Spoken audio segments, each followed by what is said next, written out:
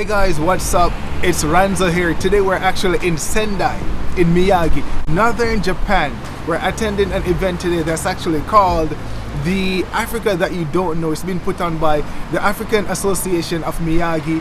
So we were invited here today. We're gonna be taking you guys to the event, right? Showing you guys what's going on inside.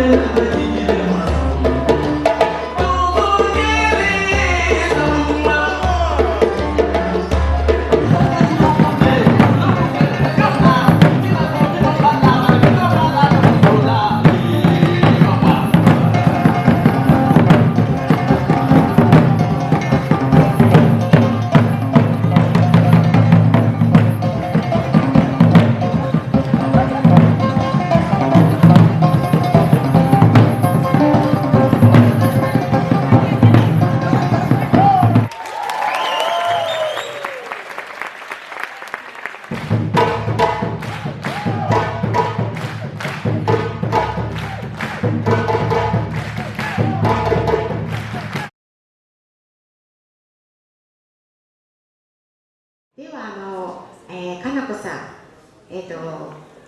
初めてアフリカに渡航した時の印象を教えてください。相当暑いんだろうなと思っていたので、あまり暑くなくて拍子抜けしたのと、あとは多分砂嵐とかのせいだったと思うんですけど、空が白っぽいというか青くないことに逆にとて驚きました。なるほど、そうですね。アフリカは暑いというイメージが皆さんあるんですけれども、そうではなかったということですね。押谷教授はどうでしたか、最初の印象。アフリカに行ってやっぱり最初に感動したのはですね、夕日がすごい綺麗。夕日。特にザンビアは高いところ高地にあるんですね。空気が綺麗で真っ赤な大地に沈んでいく夕日が非常に綺麗で、それがすごく印象に残ります。なるほど、夕日ですね。アフリカは最初に飛行機、私も帰る際に飛行機から夕日が見えてすごく明るかったのを覚えています。では幸子さんはアフリカ行ったことないんですけれども、日本で初めてアフリカ人を見たとき、どういう印象を持たれたんですか？私は先ほどご紹介いただきました通り、1年間新潟県にあります国際大学というところでビジネスの勉強をさせてもらったんですけれども、そこは9割以上が海外からの留学生で、そのうちガビイニシアティブの関係で半分ぐらいがアフリカ人でした。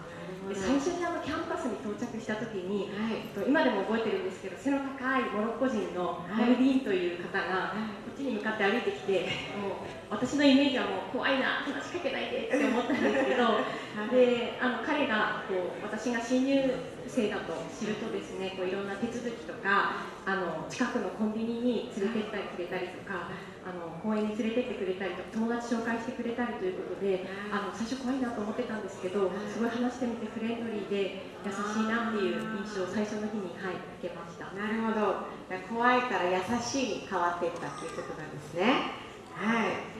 では幸子さんは先ほど国際大学で勉強をして、勉強を通じてアフリカ人の人々と話すようになったと思うんですけれども、アフリカ人と話してみて、先ほど怖いから優しいに変わったと思うんですが、もっとどういった印象が変わりましたか？行く前は半分ぐらいが東南アジアの学生で、半分ぐらいがアフリカ人だったので、勝手にアジア人の方が仲良くなれるのかなと思っていたんですけど、行ってみて1年間寮生活したんですけど、一番仲良くなったのが南アフリカだったりセネガルの友達で、今でも最近ちょっと仕事が忙しくて悩んでる時に電話で悩みを聞いてもらったりとか、っていうところがあってですね、やっぱり感じたのは、なんていうか日本人もアフリカ人も一緒で、すごく友達を大切にしてくれたり、家族を大切にしたりとかっていうところは共通なんだなというふうに感じましたし、あとはさっきランドさんもおっしゃってたんですけれども、非常に賢いなっていうのは感じました。頭の回転が早いなと感じました。ビジネススクールで1年間毎日のようにディスカッションとかプレゼンテーションをやるんですけども、本当にディスカッションでも助けてもらいましたし、プレゼンテーションでも自分の考えっていうのをすごく上手に表現できるんだなっていうのはすごいなというふうにいつも感じてたところです。なるほど。はい、もう同じような印象ですね。賢いというのが今たくさん出ていますね。ではランゾさんですね。先ほど今幸子さんのエピソードを聞いて、アフリカの方々と変わった印象が変わったということを幸子さん、今お話ししてくれたんですが、多くの日本人はランゾさんから見てアフリカ人にどんな印象をお持ちですか？ We had a short series on YouTube entitled What Japanese People Think of Black People. And my impressions are from those interactions, those interviews, right? And it's a mixed bag. It's a mixed responses. But one thing I noticed was that the impression came predominantly from media. So whatever they saw in movies or TV shows, that was the impression that they had. And then there's also interviews with Africans who said that Japanese people have helped them a lot. I know this guy that opened 2 schools in Tokyo, and he was assisted by a Japanese doctor. So there are good stories as well. So it's a mix. ではですね、オスタニ教授にお聞きしたいんですが、かなこさんと、日本のメディアが報じる、先ほどメディアの問題がありましたが、アフリカと実際のアフリカ行ってみた印象を教えてください。全然教えてください。ですね、私がアフリカ行ったのは最初に行ったのは30年ぐらい前なんですけれども、30年前のアフリカっていうのはやっぱり今皆さんが持っているようなイメージに近かったんだと思うんですけど、非常にやっぱり最近もよくザンビアとかアフリカに行く機会があるんですけれども、非常に発展していてですね、でもう30年前とは非常に違う社会になってきている。そういうところがやっぱりなかなか日本の人たちには伝わっていないかなという気がします。先ほどザンビアの大使の方もおっしゃってましたけれども、どうしてもそういうアフリカっていうステレオタイプで、いろんなことが伝えられているっていうところはあるのかなという気がします。なるほど。やっぱりステレオタイプな部分もあるということで、かなこさんは逆にどうでしょうか？私もやっぱ日本の人はアフリカって一つのまとまりとして見ることが多いと思うんですけども、私はガーナの他にはザンビアとジンバブエに短期で行ったことがあるんですが、やっぱり同じアフリカの中でもアジアと一緒ですごく国によって違うなと思います。その人の見た目だったりとか、食べ物も見分けが最初はつかなかったんですけど、全然中身が違うんだなということがすごく感じました。あとはやっぱり村とかそういう田舎のイメージがすごく強いと思うんですけども、都市部はすごく発展していたりとか、本当にセレブな人たちがいっぱいいるってことも驚きました。なるほど。そういったようなイメージがまだ日本には伝わっていないということですね。ではですね、2人がまずアフリカにいて驚いたことっていうのをちょっと聞きたいんですけれども、押谷教授どうでしょうか？行ってみて驚いたことはありますか？ですね、私は一応私も医者なので、やってたプロジェクトが、感染症のプロジェクトなんですけれども、結構その一般の人たちが、なかなか病院に来ない。なぜ来ないのかというと、その一つの理由としてですね、伝統医、トラディショナルヒーラーっていう、それが非常にやっぱり一般的にあってですね、トラディショナルヒーラーの中にもですね、いいのと悪いのとか、魔術を使うみたいなことがですね、そういういろんなのがいて、いろんな人がいてですね、それは非常に驚きました。やっぱり多くの人がそれをやっぱり信じているっていうことです。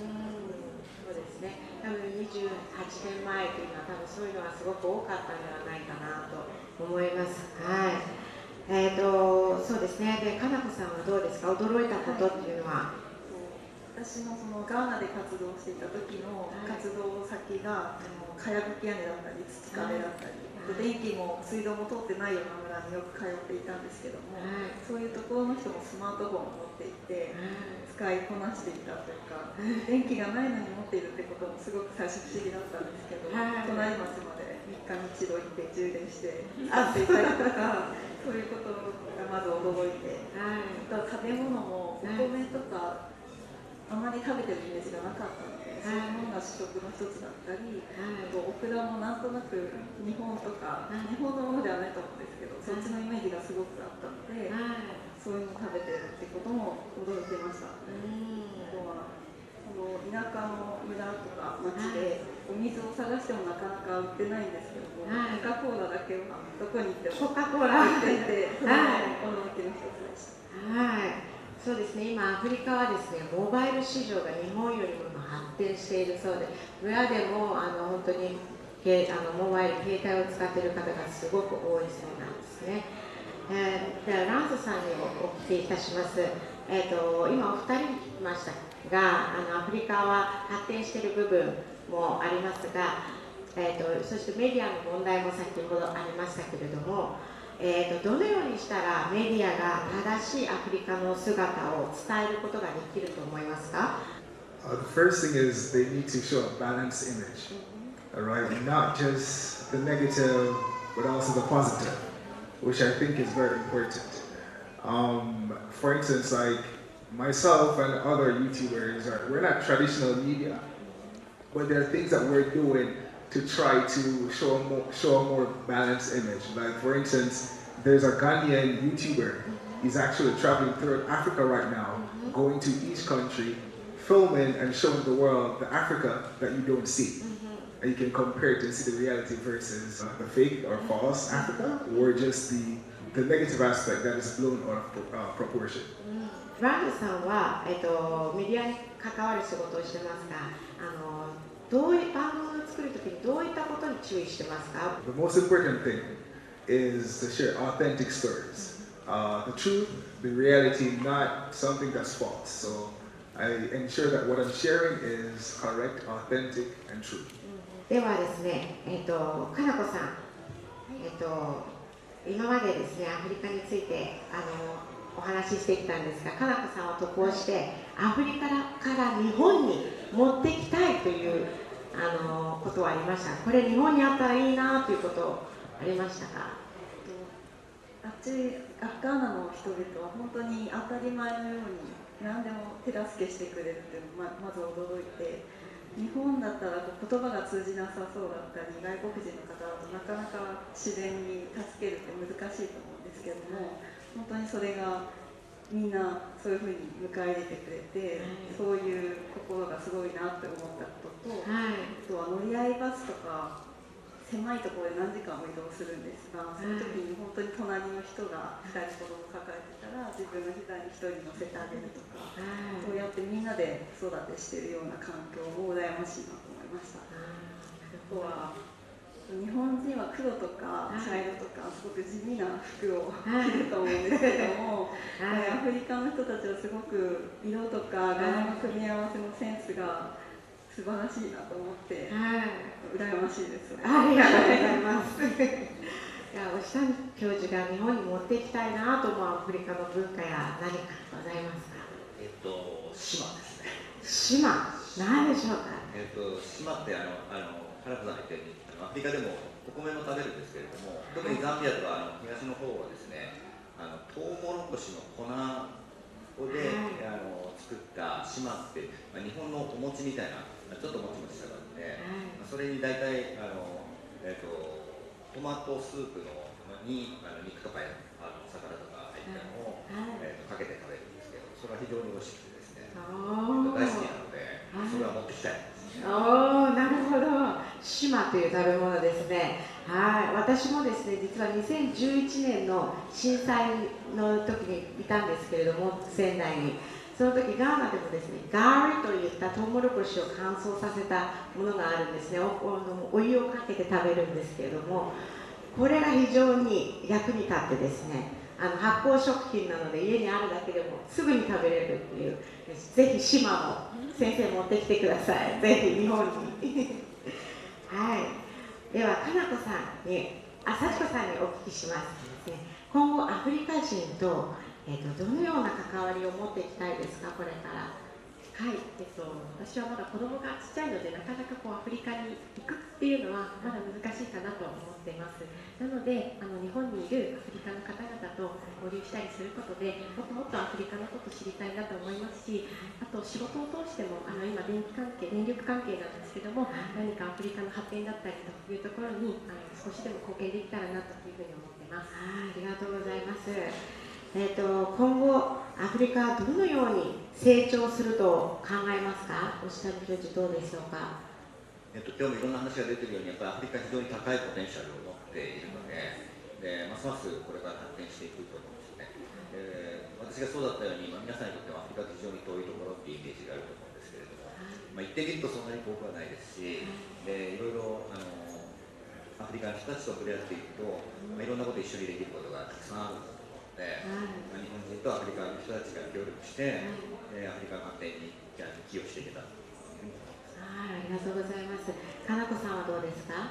今までだったら道がなかったりとか、交通機関がなくてアクセスできなかったその田舎に住んでるような人たちも、今だとその IT の技術とか、あとはドローンとかもあるので、そういうものでいろんなことができることが広がっていくんだろうなと思います。ありがとうございます。では、幸子さん、最後に幸子さんにお聞きしたいんですが、アフリカには行ってみたいですか。もちろんです。アフリカの友達がたくさんいるので、もう北から南から東西といろんな国をいつか訪ねていきたいなと思ってます。ありがとうございます。ランゾさん、最後に皆さんにメッセージがあればお伝えしていただきたいんですけれども。There's an Africa that people don't know, right? But there's also an Africa that people know.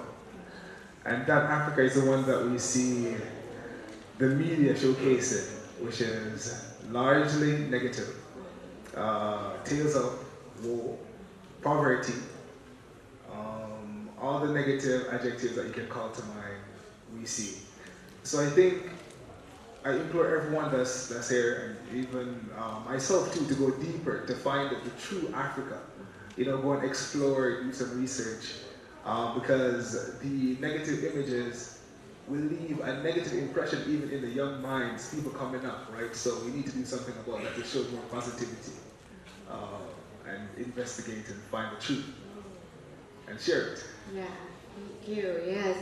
今日はこの4名にアフリカについてですね、お話をしていただきました。バランスの取れたアフリカ。皆さんも今日もし帰ったら本当にアフリカを調べてで体験してほしいと思います。4名の方、今日はありがとうございました。Okay, so we're actually joined right now by Emmanuel and Chioma. We're going to ask them about the event, what inspired them to start it.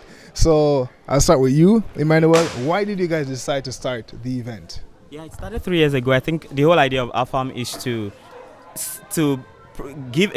present the true image of Africa to Japan, to Japanese people and Japan in general. So we organized a series of events to do that. So at some point we thought we could organize a very big one where we could bring stakeholders from everywhere, JICA, like representing the government. We have the embassies, African embassies in Japan that we could bring to. So there's a kind of interface between Japan and Africa. So I think this is more like the biggest event we hold every year, and this is the 3rd edition of it. So, Chioma, I want to ask you, what do you think, what has the impact been so far for the past 2 years? The impact, do you think the Japanese people are understanding more about Africa? We're getting closer to the reality of what Africa is? Yes, I will agree with that, because basically if you look at the world map, you see that by geographical location, Africa and Japan are very far apart. So this event the main aim is to bring these two people together and closer, see ourselves. This is what we are. This is what the media doesn't tell about Africa. And so far so good. I would say that the feedback has been amazing. We've had people who who are now interested in knowing more about Africa. We've had people who walk up to you after events like this and are like, wow, where is this country? Where I've heard about this country. Can I eat this food? Which country exactly are you from? I love your dress. So people are beginning to embrace us for who we really are and not just what the media say. So I would say that the event is progressing. I wouldn't say we are there yet, but one step at a time, we've been moving mountains, I would say. Do you think more Africans in Japan or black people in Japan should be doing more things like this to have a sort of cultural exchange overall? Do you think? I think it's important. Yes. It's important because if you don't sell yourself to them, nobody will know what is really that. So they will stay with their prejudice, they will stay with their biases and everything. So I think it's very important. That, in fact, more importantly, the edge of AFAM is that it's not. I hear of national unions, like maybe we're from Nigeria, for instance, but we know the Nigeria Union of Japan or something. I think they are strong in some other places, but having the whole of Africa together, I think it will be more impactful if we can actually do that. Yes. What do you feel is the general attitude towards Africans from Japanese people, like on their part? Like, what do you think? How do they feel about Africa based on your experience and interactions so far? Well, to be very fair, it's been a mixed feeling, but I guess that we are now in an era where we are beginning to be more obvious of the dangers of a single-sided story. So when Africans don't tell our stories by ourselves, the other part of the world will only get what the media is saying, right? So this is the time that Africans are like, okay, let's tell our stories. Every continent has its bad parts. Everybody has their bad part, just like you have your bad part, I have my bad part, but it doesn't erase your good parts too. So back to your question. For some people, they are maybe because the media, or maybe because they are not, I don't know how to put it, the distance actually is too much. Like personally, I spent almost 24 hours coming down to Japan. So people don't really take that distance down to Japan. So there's really not much they know about Africa. They are beginning to know that, okay, we are dark-skinned majority, not everybody. They are beginning to know some basic things. But I would like to say that it's been a mixed feeling. I've had people who embrace me for who I am, who love me, who love my nature, who love my culture, and I've had people who had little resistance, which you won't blame. If you do, I think there's something that says if you don't know something, abuse is constant or something. So it's a mixed feeling, and it's been amazing. I'll just say it's been amazing, but it's been a mixed feeling. I think on my I've had more of Japanese people who are curious. They just want to ask questions. So for me, I gladly answer them. It's curiosity. Maybe some people take that to be some kind of. Some people probably don't take such things in good light. But for me, I think they're just curious. I remember growing up when we saw white people, we would queue up and we were clapping Oyibo Pepe, Luku Pepe, something like that. Yeah, and so I think it's basically the same thing. And I gladly answer their questions. They are just curious and they want questions answered, and I do that. I feel like on our own part, we also have the culture shock sometimes back in Africa. When you see someone that is white, it's like, okay. So I think it's a natural human phenomenon. To react to difference in that way? Probably we have a longer history of interacting with them more than, especially in Asia, for instance. Probably they don't have a long history. Of course, because of history, there have been many white people in Africa for several decades. So probably we are used to them. So in Asia, it's like they're just getting used to us. Something like that. Final question. Tell the world, those who are watching, something about Africa that they don't know. Tell us something, educate them, just give them something. What? Tell them something. Africa is not a country. That's a good one. I think it's high time we hit this point back to back. Africa is not a country. It's a continent, just like Asia is a continent. With 54 countries. Yeah. So you can't merge up 54 people into one box. So I feel like the earlier we get to realize this, a lot of things will get better. I think that's my This is true. Yeah, from me, there are poor people in Africa, no doubt, but there are very rich people. There are slums in Africa, but there are cities that can pass for the best of cities anywhere. So it's not just one story. It's so the balance story should be told. There are good things and there are bad things, just like there are good things and bad things everywhere in the world. Yes. So I guess maybe another question, because we have a mission. Like our mission is to like change the image of black people, repair it. So when someone see a black person, they won't see what the media shows, like poverty and criminals and other uneducated. All these things. It's funny because I just released a documentary, and someone is like, "These black people, we don't see them nowhere." I'm like, "Where are you looking?" Imagine. I'm like, "Where are you looking?" Come to Sendai. Come to Sendai. Search the wrong places, you won't Yeah, see us. If you search exactly. the right places, you'll see us. So change your search location. Check us up online, like African Association of Miyagi. We do a lot of things to try to bridge this gap. Last one. I know I said the last question was the last question, but we're just one more, right? What would you say to individuals, like Africans, like one person, black people? What can they do as an individual to help change the image of black people globally? Yeah, first of all, I want to say, as a person, what you're doing, you can't even imagine it right now. Like, I just saw you online and that was it. So as a person, for instance, wherever you get to as a black person in a place like Asia, all eyes are on you. So you are an ambassador. Whatever you do, people think everybody does that. So every individual should try should be a good ambassador. Don't even try, just be a good ambassador, so that so all these wrong impressions can be pushed back. So if each person can try to be a good ambassador every time, then it's show them that we are intelligent, just like you said in your speech. Show them that we are not all criminals. There are criminals everywhere. We have our criminals too. Well, show them that you are not a criminal. For instance, for Nigeria, there are a lot of stereotypes about Nigerians. That Nigerians are fraudsters, don't do business with Nigerians. But there are good Nigerians that are making changes in different countries of the world. It talks about someone being a politician in Canada. There are people like that in America, in the UK, in New Zealand, Australia, everywhere, changing their society for good. So you can't judge maybe 50, well, maybe let's say 2 million criminals. You can't use whatever they do to judge 200 million people or 1 billion people. No. I like to say that little drops of water makes an ocean. Well, I'm going to say that we should not just wait for a revolution from somewhere to happen, like some kind of rapture, and then everybody's like, stand still, blacks are good and all that. I feel like each individual has a message to pass on to the next person that is not African. Show them the Africa they don't know. Show them the Africa you want them to know. Show them the Africa you want your children to be proud of. Show them the Africa that you want the next generation to pass on. So anything you feel like you don't want to see in the media tomorrow, it starts with you.